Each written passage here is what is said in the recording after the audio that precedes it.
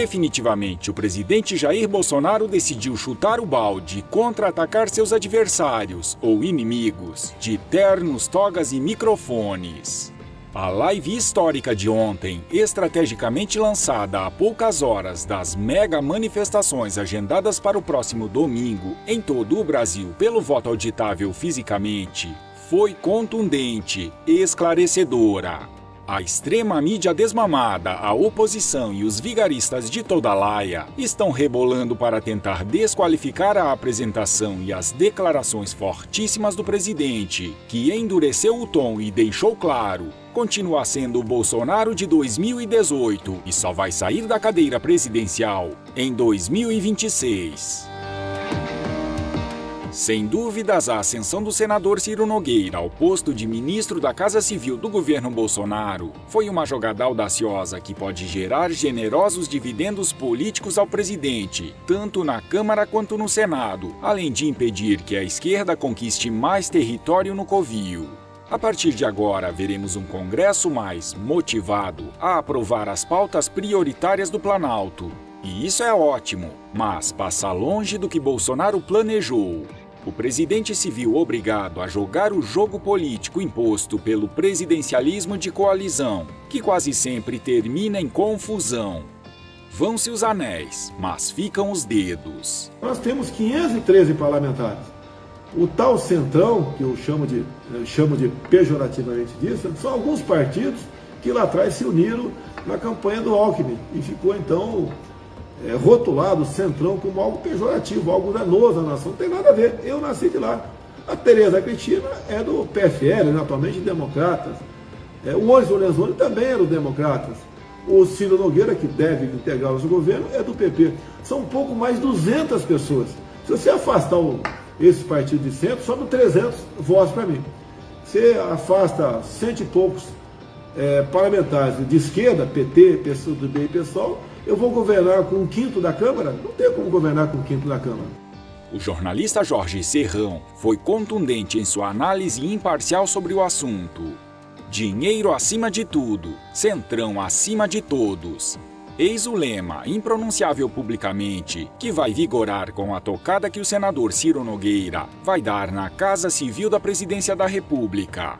O esquema nem vai precisar de corrupção explícita, basta a implícita. A grana que financiará a eleição de 2022 vem de forma legal através do pornográfico fundão partidário, que deve atingir 4 bilhões, o dobro dos já estratosféricos 2,2 bilhões deste ano. Curiosamente, o maior beneficiado com a grana em dobro será o Partido das Trevas. O partido do ex-presidiário ficará com a burra cheia para enfrentar o inimigo, xingado de genocida e fascista, pela escória da politicalha tupiniquim. Assim passa a valer o provérbio: aos amigos tudo, aos inimigos até os benefícios milionários da lei. O presidente Jair Bolsonaro, que chegou a anunciar um veto a tanto dinheiro público para os partidos, foi convencido pelo pragmatismo de sua base aliada a recalibrar o discurso. Bolsonaro foi forçado a tolerar o fundão, corrigido pela inflação, sob risco de incorrer em crime de responsabilidade. O presidente argumentou que seu prometido veto ao fundão inviabilizaria a eleição do ano que vem. Assim, ele se viu forçado a desagradar seu eleitorado fiel para manter a fidelidade dos aliados. Da mesma forma, mantém a perspectiva de ampliar o apoio parlamentar à sua reeleição, que ainda não confirmou, mas é quase uma certeza. Na prática e na realidade, a mudança de postura coincidiu com a vinda de Ciro Nogueira para a Casa Civil.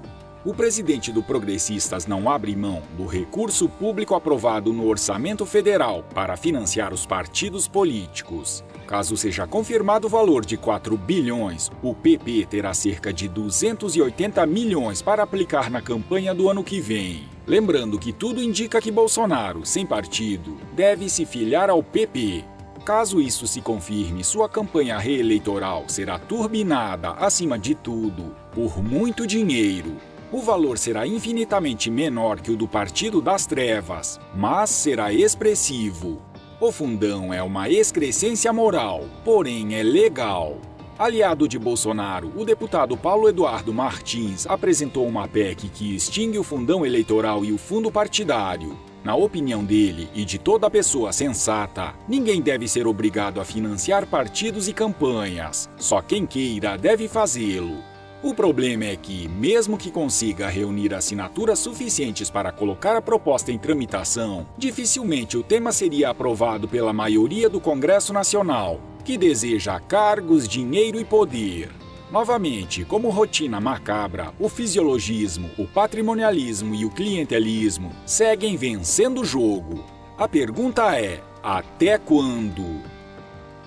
O fato é que Bolsonaro, apesar das críticas que vem sofrendo até de fiéis apoiadores, está conquistando cada vez mais território político, o que é essencial para a aprovação de projetos e reformas que têm como objetivo acelerar a retomada econômica, geração de emprego e renda e melhorias nos programas sociais do governo federal. Isso, naturalmente, garante a reeleição de Bolsonaro e a eleição ou reeleição de grande parte de seus aliados políticos na Câmara e no Senado em 2022. As cartas estão todas na mesa.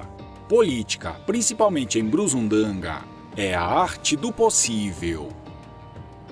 Gustavo Vitorino, da TV Pampa, um dos raros jornalistas com decência e coragem para expor a realidade do que estamos vivendo no Brasil, explica de forma clara e precisa a atual situação do país e do presidente Jair Bolsonaro. O Brasil está numa guerra ideológica, sim. Numa guerra só existem dois lados.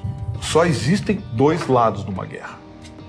E nós estamos numa guerra ideológica. Nós temos um presidente que tem gênio forte, que é um homem forte, de autoridade, e que não está omitindo o que gosta e o que não gosta. É transparente. Todo mundo sabe o que o Bolsonaro quer e o que ele não quer. Ele está tentando ajeitar o país, botar em ordem.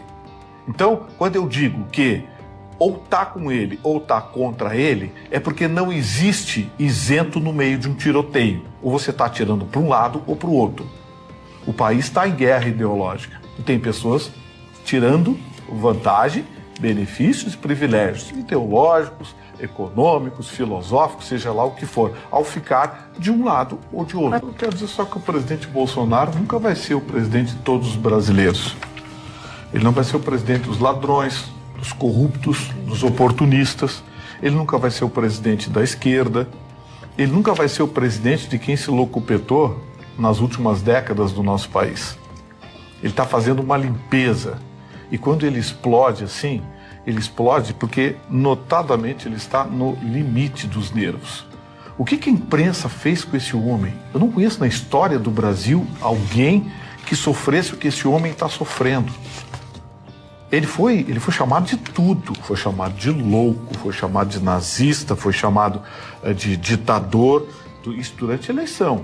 Depois levou uma facada, depois de eleito foi chamado de super pai, não sei o quê, protetor, foi chamado de corno.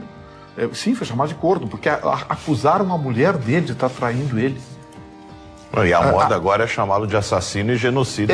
Assassino e genocida. Então, assim, nenhum presidente da República sofreu o que o senhor Jair Bolsonaro está sofrendo, porque ele está enfrentando de peito aberto e só tem um tipo de gente ao seu lado: os brasileiros de verdade, os verde e amarelo, porque os vermelhos vão ser sempre contra, e aqueles que não têm cor são piores ainda, porque esses são os que querem negócios, os que querem negociar com o Congresso, que querem